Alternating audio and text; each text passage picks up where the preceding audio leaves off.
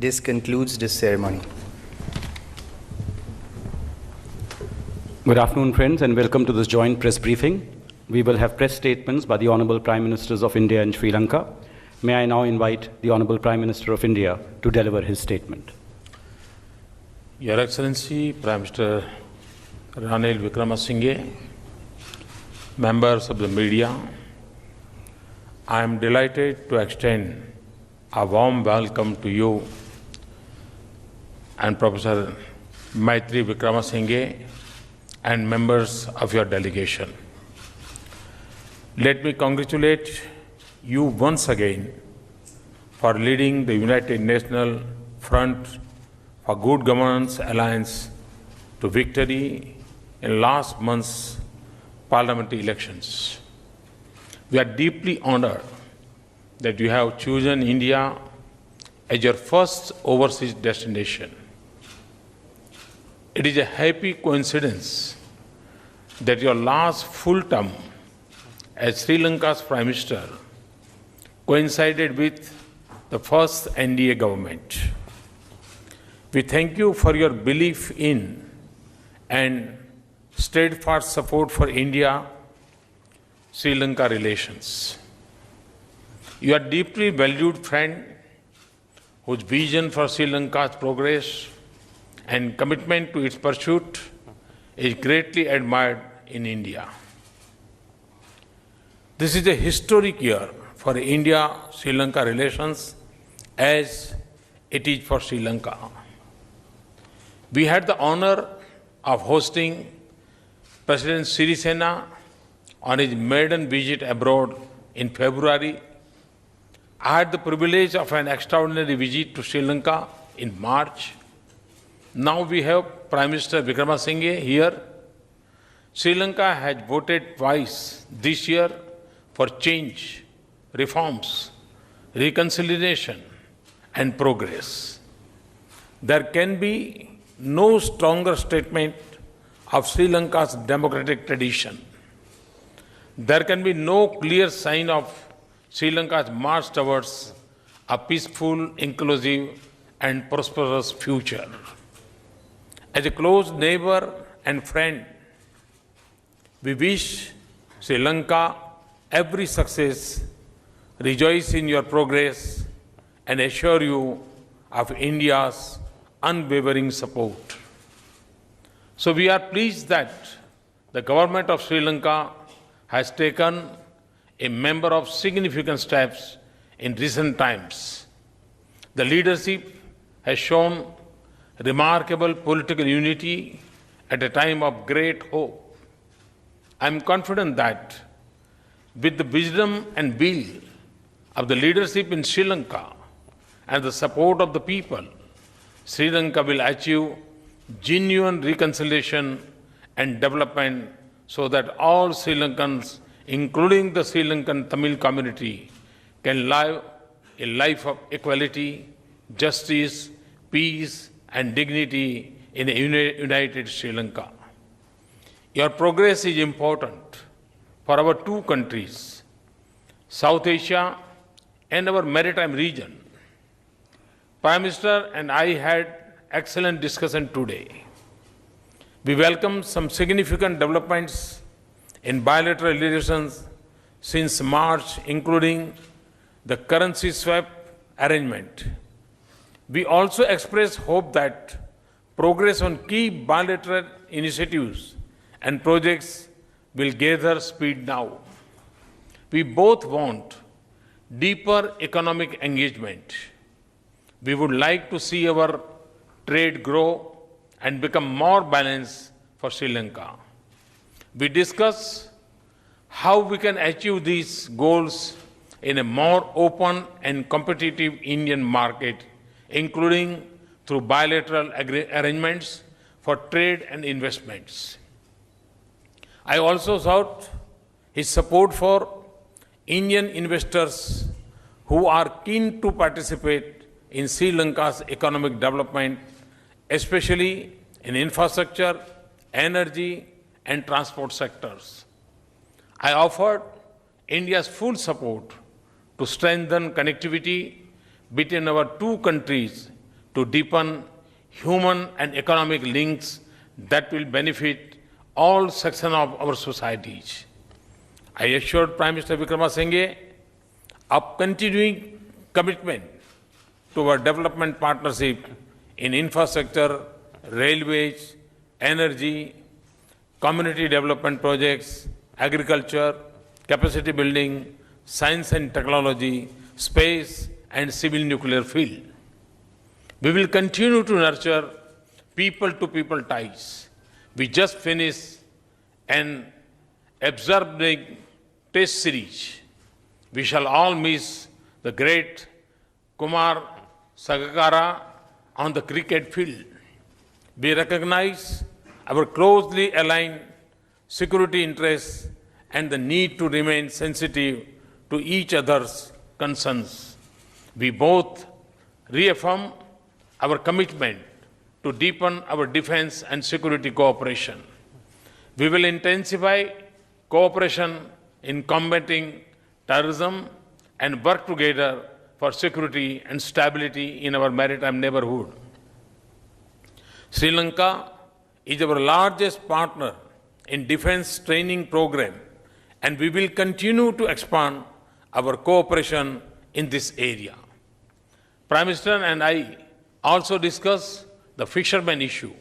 We agreed that fishermen's associations on both sides should continue their efforts to find a solution.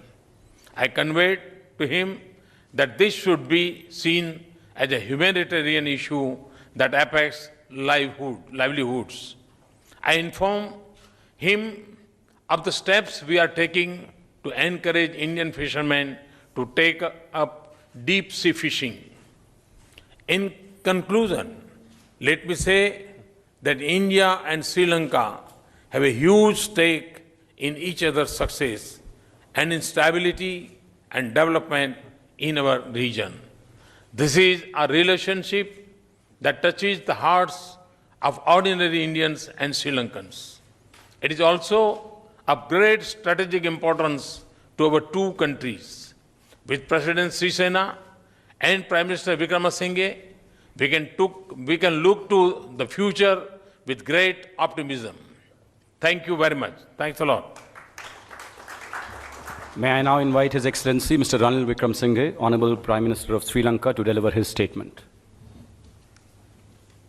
Your Excellency, Honorable Ministers, and distinguished friends, I have come here after the elections as my first visit. It's in keeping in tradition, also a continuation of Your Excellency's visit to Sri Lanka, because soon thereafter we went in for elections for a new parliament. This new parliament in Sri Lanka is unique and historic. We have a government formed by the two leading parties in Sri Lanka who has so far contended for power, at least from 1956 onwards. We are together for 2 years to see how we can work out a policy framework, an agreement on unity and reconciliation. The third largest party has now, as a result, taken over the leadership of the opposition, the TNA, and the fourth largest party has become the chief opposition whip. So we have a parliament in which all are being represented. And the changes we make to strengthen parliament will give them all a bigger role to play, so that parliament itself will be involved in this historic opportunity moment when, amongst others, we discuss how there can be stronger and deeper relations between Sri Lanka and India. So it is an all-party effort, and I am the first to come here conveying to you all, also to His Excellency, the desire of President Sirisena to continue this relationship. We have had a long discussion on the different areas which concern our two countries, which matter to our countries. We have briefed His Excellency and the Foreign Minister on the developments on Geneva, a favorable outcome which will lead finally to the settlement of issues regarding human rights, reconciliation, where all Sri Lankans are treated equally. And we certainly look at the past, but together we look at the future. I must thank Your Excellency for the help given by your government in resettling and reconstruction in the northern and the eastern provinces.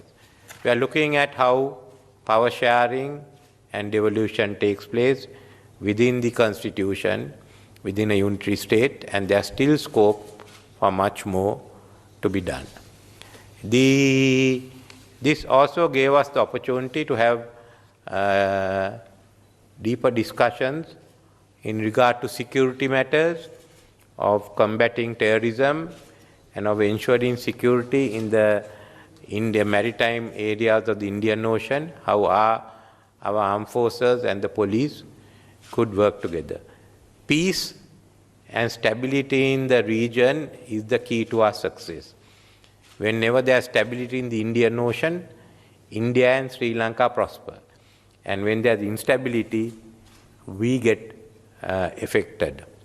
But together with peace, we've looked at further cooperation between our two countries, a permanent agreement on cooperation on economic affairs with emphasis on trade and investment, and also on technology, which is essential for development.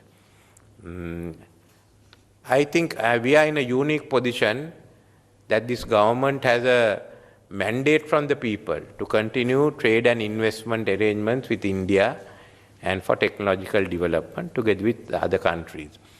We hope this will lead to the next step, where the private sector from both sides could cooperate. We have been talking on these issues for a very long time. So we think by end of this year, the two sides should at least come to an agreement in principle and a framework documents, and certainly by mid next year, we should have the agreements in place. Now, we have to remember that economic cooperation between India and Sri Lanka is nothing new. That this has been going on for over 2,500 years.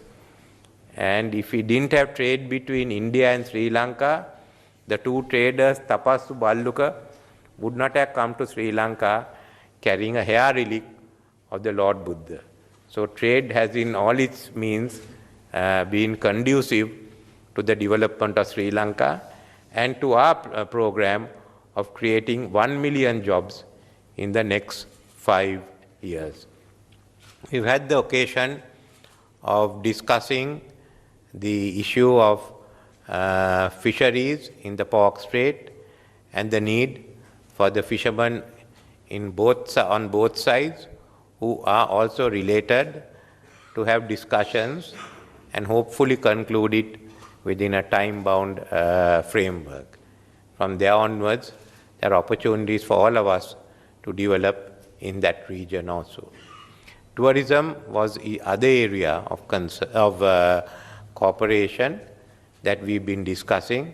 So this is just a beginning of discussions, because we hope by mid next year we'll be able to conclude all the agreements and to have the Prime Minister and his key leaders all back, ministers in Sri Lanka, from which our new relationship can go to a higher level. So I would like to thank the Prime Minister on behalf of the government, on behalf of the President, for all the cooperation given to us. And I'd like to thank you again on behalf of the ministers here and my wife for all the hospitality that has been given to us in yesterday and today. Thank you very much. I thank the two Prime Ministers for their statements. This concludes the joint press briefing. Thank you.